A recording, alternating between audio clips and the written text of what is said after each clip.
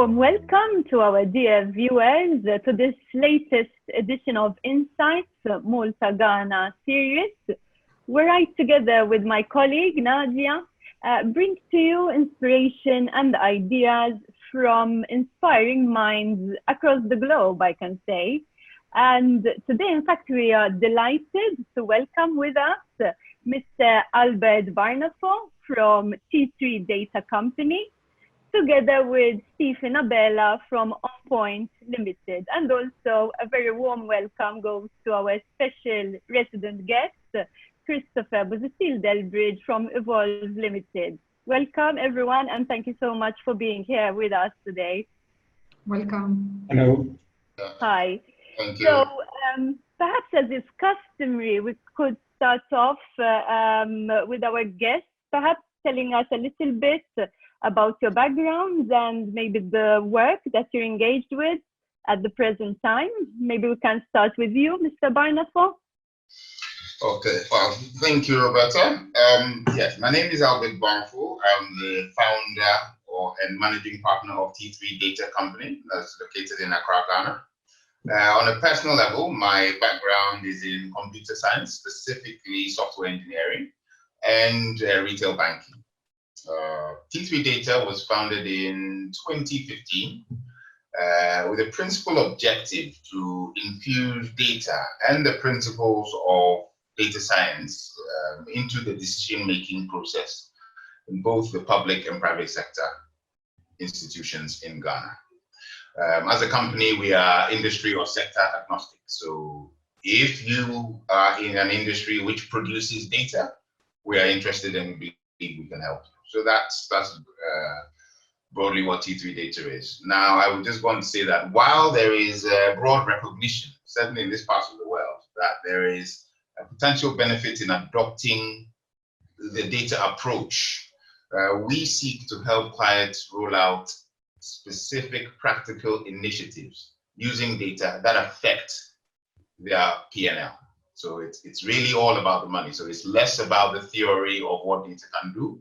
It's more about how does it help me achieve my objectives or other, success indicators such as customer satisfaction and all the rest of it. So in a nutshell, that is what we do.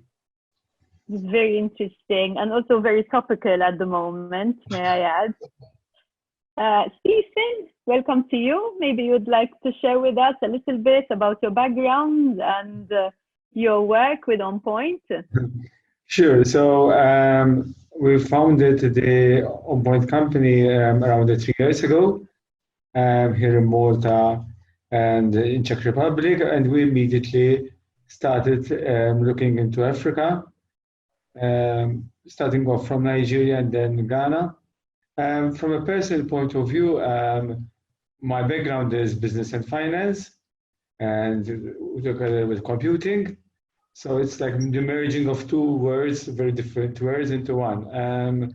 So like very similar to Albert, in our job we deal a lot with data. However, usually it's from the financial point of view, within different aspects of the company and the industry that we're working in. And similar, once again, similar to Albert, we're not limited to any industry. As long as the company has got real intentions and is serious about collecting data, not just the basic accounting, but the true and fair picture of all its operations, then we're in for it. And Stephen, what was the impact of COVID on your work, on your current operations? Were you impacted at all, first of all? Well, I'd like to see it in different phases. The initial phase was a complete shock. Like, people weren't really sure what's going to happen, whether they will exist in a couple of months' time or a couple of years' time. No one was really sure what has really hit us, We're obviously dependent onto our clients, and unfortunately, it was like a complete shock. After that, once it settled in, then people start understanding that listen, we need to look into the way our operations done, looking into our data, looking into our decisions, and get back on track. or rather get back on a different set of tracks. Because obviously the COVID, I believe, even though it was a shock and it was a hit which has hit most industries, still sort of it led to a number of changes and still leading to a number of changes, which ultimately would surely be positive. It's good to hear a positive outlook. Mr. Barnafo, Albert, would you say you relate to what Stephen is saying? Did you go through a similar experience? Yeah, I mean, absolutely. I think one thing that we can all agree is that as a global pandemic, I guess the human reactions are unified wherever you are. So over here, I guess it's really to do with the pace. I think on the face of it, I think after everybody recognized that there was a problem that we needed to address, for the tech world, I would say, on the face of it, the outlook is generally quite bright because everybody understood that companies are looking for solutions that address, I guess, the direct impact of, let's say, social distancing, okay? Because that is really what people can relate to, in every day. So things like, customer service delivery or sales delivery. So all of a sudden, people can go into customer service centers. So what we do, or they're not prepared to go and queue, or sit together in a small room while waiting to be served, or indeed go and sit somewhere for 2 hours to be served. And then sales, there's a lockdown, so you can't open your shop. So what do you do? Now, businesses had began sourcing. I mean, once they recovered, began sourcing specific products, like virtual platforms to kind of hold meetings. So what do I do? Do I use Microsoft Teams? Do I use Zoom? What do I use? Or queuing systems. So everything was really product based. So people were now trying to source for products that can solve the immediate problem. So in the short term, I think people in the IT space were are quite happy and believe that there's an opportunity to make some sales. But where I see, you fast forward maybe 9 to 12 months from where we are today. And what you're going to find, or what I believe you will find, is that clients will now be faced with the prospect of integrating and administering all these disparate tools they have acquired in the face of the reaction to the COVID situation. Okay, because initially when they were procuring these things, people actually believed that it will go away in about 6 months, and so it's just a stopgap measure. Now faced with the reality that either the pandemic stays, or the customers actually prefer to use these channels which are convenient to them. Indeed. Businesses are going to find that they are stuck with these solutions, and therefore they're going to have to integrate all these into a coherent business model. Okay, I think so. Fast forward at that point, I foresee there's going to be a little bit of change, because the practitioners in this space will now have to move from a solution-based approach, from a product-based approach to a solution-based approach, and then also move from sales to service. So you need to really understand your customers' long-term or medium to long-term needs and provide a solution on that basis. So in short, the outlook is good for the sector, but I think we will also have to change at some point to be able to meet the needs of our clients. It's extremely interesting, Albert, what you're mentioning, especially the deep diving and the shift towards understanding the consumer and understanding changes of consumer behavior, which both Robert and myself have found even in the previous months, that different companies from different industries, since demand has shifted, now having that data and analyzing that data, and which tools could company perhaps use to better understand the reality and the changes of their consumer behavior. I think it becomes even more critical. So perhaps Stephen and Albert, the two of you are working and you have different tools as well, which you provide to your own customers. Which are the tools that you think and you reckon that businesses need to use even more importantly in the coming months to be able to master and understand how they will retain and acquire potentially new customers? So maybe speaking even out of experience, because like as a company, since we're located in four countries with very distinct way of doing things, way of reasoning things out, and so on. So it can be, on paper, it's very nice, but in practice, it can be challenging actually to work together, because we're used to working like opposite to each other, and suddenly we're actually working like across continents. So from one point of view, like the reality which COVID and the social distancing brought upon us was not really that different from our usual day-to-day stuff. However, it actually pointed out that we actually needed to improve, because if in the Malta team, we used to work actually in front of each other. So we started noticing these gaps that maybe we didn't realize that they existed in the first place between countries.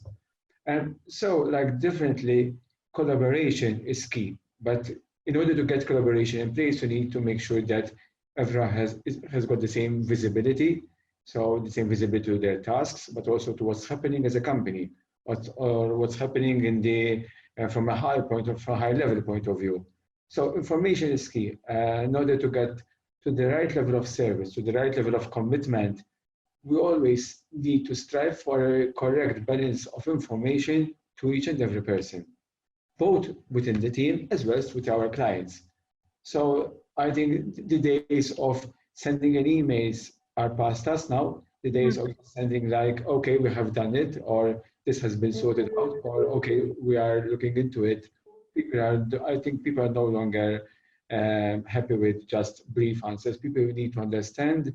I think there is so much will for people to go beyond what they know and what they have been doing, and to understand what's going on with their company, with their data, with their system. Sort of collaboration, and it's ultimately is, I believe, like having the right level and detailed information live, so people want to participate, not to just be served.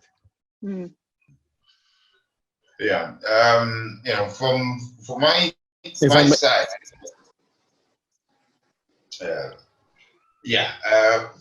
from my side, I think tools that really focus on, I guess, the automation of workflows within an organization. I think sort of mainly in the European economies, I think there is significant advances in that area relative to what we have over here, primarily because of the cost of human resource, in the different jurisdictions. So I look at it as it's akin to mechanized industrialization or mass production. So you've got a workflow. So a typical example would be filing an insurance claim. You have an accident, there's a workflow. You go get a police statement, you've got to email some photos or your claims document to the insurance firm. Now, at the moment, you probably have somebody, you go to the office, somebody picks up the form, looks at it, signs it, that is received, takes it to another desk. Now there's so many computer systems that can allow all those things to be automated. And I think this is where, and so it moves from desk A to desk B, and desk B could be on another continent. It doesn't really matter. That is what companies really need to start looking at, because what that will do is, once the relatively simple tasks are automated, as in receiving a document, stamping it, reviewing it, approving it, and passing it on to somewhere else, then the human resource can be focused on where we actually still have a natural advantage. And that is the lateral thinking and the definition of solutions within the context of local and cultural sensitivities. That is where computers haven't quite got to grips with. And so that is what I would say. Anything that automates sort of internal workflows, these are the back office functions that are not visible to the front-end consumer, it is got to be, where I would advise clients to go. If I may add to Albert's point, together with workflow, the enhancement of the processes, of internal processes through workflow ultimately leads to better task management. So rather than chasing people, so for example, we mentioned the document or maybe the insurance claim. So rather than chasing people to get replies and so on, and like usually rethinking the process, because ultimately when we're free sort of to roam around and to run out with the document from one desk to another, we end up sometimes going to that person, sometimes missing the same person for the other task. Through workflows, we can actually like automate the process, but also making sure that from a task management point of view, we have got full visibility of the task and also like a full track record of what has happened. We've seen in the past that there were a number of key processes, key stages in a process which have been missed, like key signatures, which have never taken place. Like when having a workflow, you actually ultimately you're making sure that the process is actually followed, and more important than that, you have a proper view of what's happening, in which stage, and what status we are, whether we're late or not. So like things can be much more done better. I mean, there would be a tangible improvement. Chris, I know that at Evolve, you've invested quite a lot, both internally, both within your workflows as well as with your own clients and with your own customers.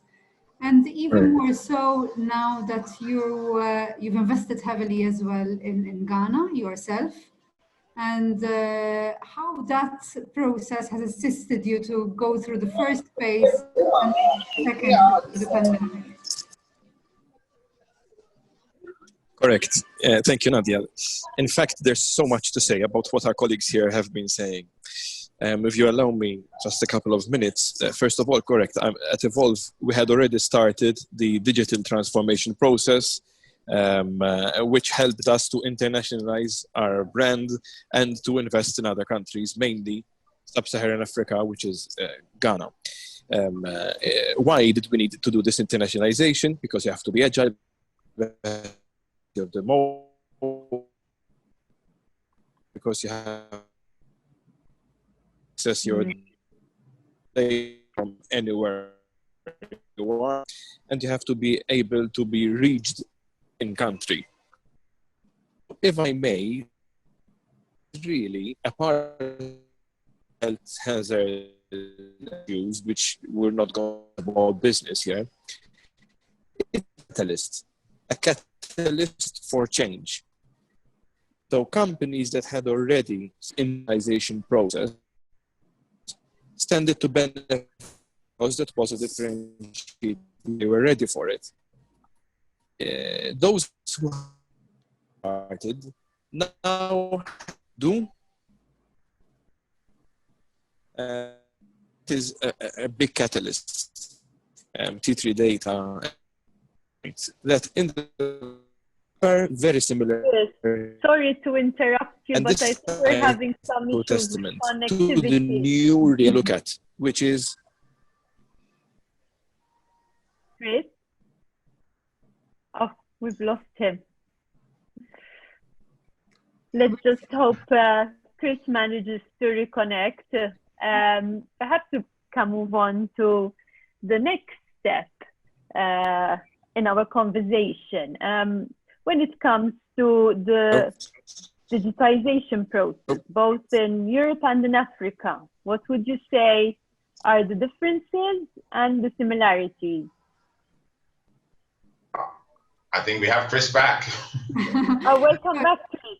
Sorry. Thank you. Sorry, Chris. First of all, thank you for joining us, because I know that you were traveling and you're joining us from Dubai at the moment. So we're connecting literally all over the world. It's not the best connection. Clearly, it's not the best connection, but sorry, if you can in just perhaps one sentence summarize what you wanted to pass on to our viewers, I think that would really help, because it wasn't very clear. Simple. Yes, very simple. Digitalization of your processes reaching customers in different ways, making sure you can be reached digitally, and workflow, yes, as was said, is extremely important. There's no option. Only thing I would is as if this is for. That is my conclusion. So the mindset.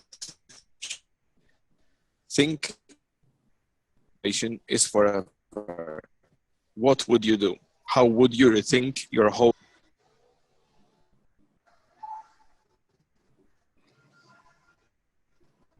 So I think what Chris wanted to say, because I know we had that conversation before, is that Chris at Evolve is taking this opportunity as saying, this is the new situation. This is how we have, this is the new mindset. It's not like we're going to go back to a pre-pandemic state. This is how we have to learn to live and adapt to the situation, both with our customers as well as with our potential customers, how we're going to reach new markets across borders, across Malta. So definitely, Chris and his team are using the digital platform to be able to connect and grow and continue growing. So this is the mindset that Chris at Evolve is definitely adopting together with his team. Yes, Roberta, perhaps you were asking a question to our guest. Yes, I was very intrigued in maybe hearing a little bit about their view as to the similarities and differences between Europe and Africa when it comes to the digitization process.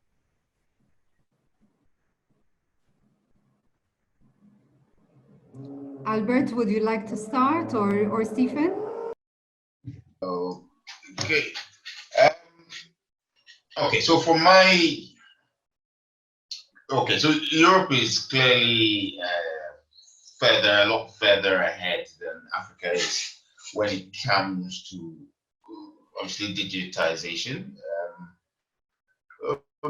Mainly because, I mean, there's an infrastructural kind of issue, which is actually an enabler. I mean, the first question you ask yourself is, how many active data centers do we have here? And that's really your starting point. However, I mean, because of the beauty of technology, Africa is catching up very quickly. You can look at the adoption of mobile phone technology as your case in point. So we were far behind when it came to the actual infrastructure of sort of landlines and all the rest. But since the adoption of mobile phone technology, we're able to sort of leapfrog. And if you look at the mobile phone penetration numbers in this jurisdiction, it's not bad, and including the value-added services. So I don't really think that the lead is insurmountable. High electricity rates and lack of internet penetration around Africa is basically the biggest drawback. However, I think where we are at the moment, Europe is moving ahead with the Internet of Things concepts and the implementation of artificial intelligence, whereas Africa, we're focusing on AI-enabled technologies off the back of SMS and USSD technologies, which allows us to deploy services to users who don't have internet access. So if effectively we may not be deploying the most cutting edge technology and processes because they are based on infrastructure that we don't have.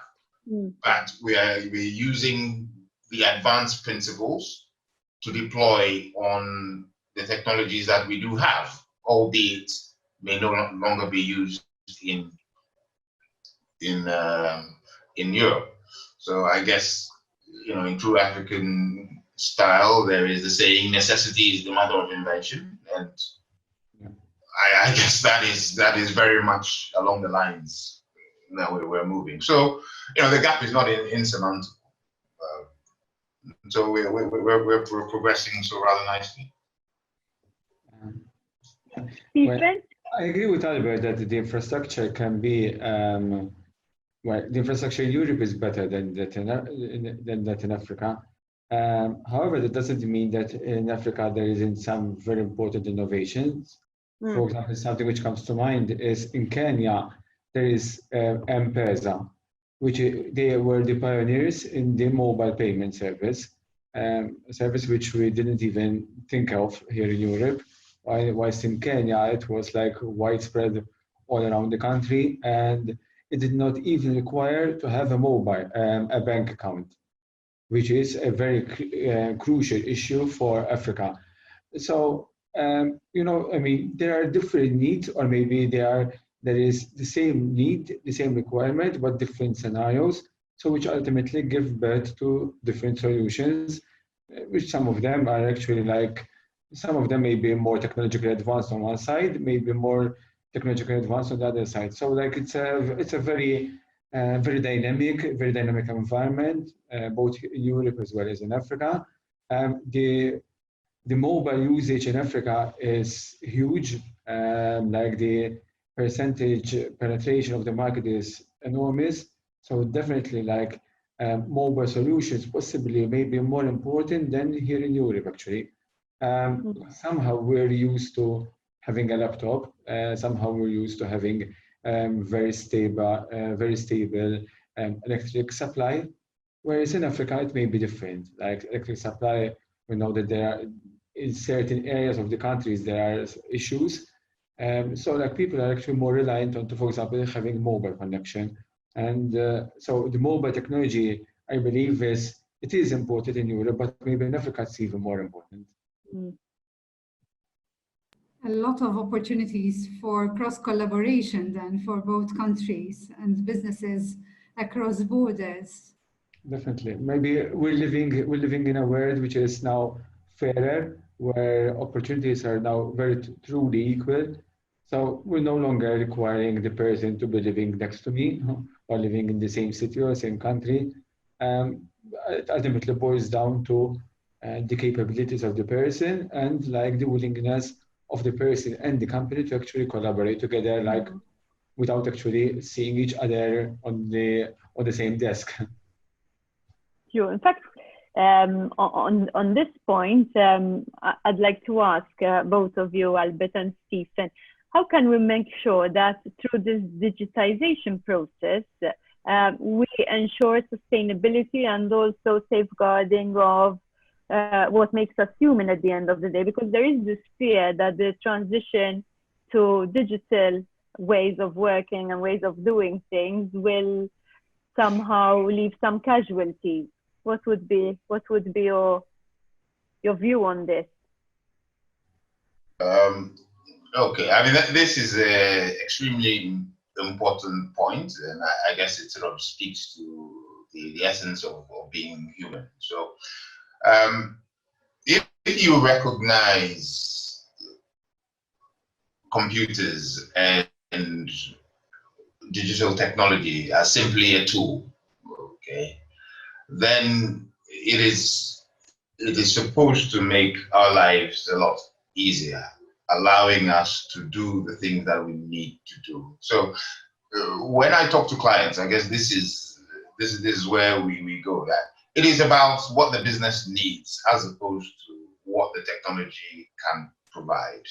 So the businesses need to retain their identity, retain their values, and look for appropriate technology that helps them deliver that to the consumer, as opposed to being straitjacketed by the technology available. So the company founder believes that I want customer service to be done in a personalized way. He needs to set that as an agenda and challenge the advisors on IT and technology to deliver a solution that can help him achieve that aim, as opposed to compromising one way or another. And I think once we have that and focus on the consumer at all times, in what we are trying to achieve, we will be able to do that.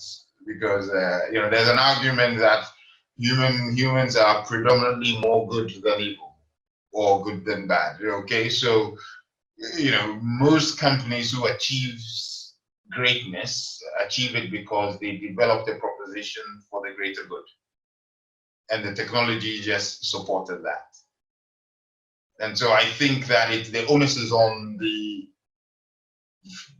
founders, the managers, the administrators of the corporates to ensure that technology does their bidding for them, as opposed to them doing the bidding of the technology. So it's more having technology as an enabler, Albert, rather than an end in itself, which is a very important shift, I must say, because even in my days within the customer service outsourcing world, when I was working, it was almost a little bit the other way around. I found that a lot of technological applications might be a tad rigid and a bit inflexible to be able to adapt to the different customer requirements. So I must admit, to be fair, I want to make this clear. I'm coming from that school of thought where I believe that companies and businesses shouldn't be completely digital. I think that the personal human interaction somehow, there needs to be a hybrid model in order for people to create organizational culture, for productivity, for efficiency, and for continuation. But of course, I stand to be corrected. I mean, that's my view as of today. Stephen, from your point of view, how do you think things will shift? Things will shift sort of. Consumer. It's a frame of mind. So if the human being is to compete against technology, we're bound to lose. Sort of it's a race which with a definitive answer. However, like before Albert actually mentioned, for example, lateral thinking. I mean, AI is great. It can give us so many answers. It can like do so much thinking for us. However, it will never have our same capabilities, our same level of thinking, same level of thinking outside the box that we own as humans. So like the change may possibly lead to casualties, yes, but ultimately it will lead to so much more opportunities, which may require training, which may still be quite difficult to embrace. But still, ultimately, like the use of technology, if it is used to support us rather than challenging us, it will make a huge difference. And probably also it will change our role in our pace of work, which would ultimately be more beneficial to us. So why should I do constant repetitive tasks when those can be actually like handled by my software, and instead focus onto like rethinking the process or focusing onto making sure that my clients are happy or reaching out to clients? Why should I like constantly do the manual task when I can actually do something which is way more beneficial, way more effective and efficient? Sort of, it's a matter of rethinking what we're doing, challenging ourselves, challenging what we believe is the best for us, and instead sort of look into ways and means how actually we can sort of do things differently, better, and which ultimately are beneficial both to us and to our clients. Definitely not to our software, because that is just the tool.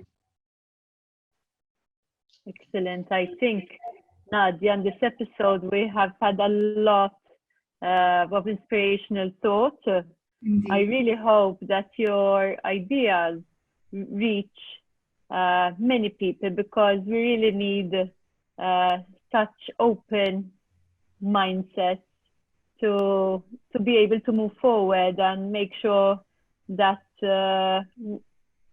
ultimately we secure success in a human and sustainable way. So thank you so much for sharing your thoughts and for taking the time to be here with us today.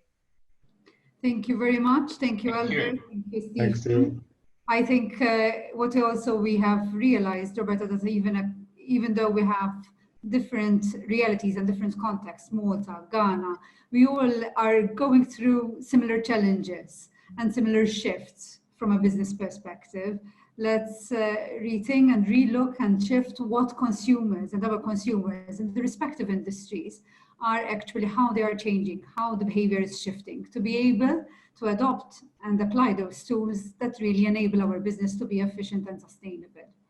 So with this note, we really thank you very much for being with us today, both Albert and Stephen. And thank you, Chris, as well, for joining us. I don't know if you can hear me. Slightly. We can hear you, but we cannot see you, Okay. Chris. No, I had to switch off the data. So I think my take on this is simply how important the internet connection has become even more than before. Because I think it's an extremely important commodity nowadays with all this digitalization. So thank you so much from my end as well. I apologize for the lack of bad connectivity. Thank you, Chris. Thank you very much. Thank you, Stephen. Thank you, Albert. Thanks. Thank you. Thanks. Have a good day. Bye-bye. Thank you for joining us this afternoon. There are challenges that also precede COVID. Businesses that do not adapt to changing situations, they fold up. Ghana always offers opportunity to the outside world.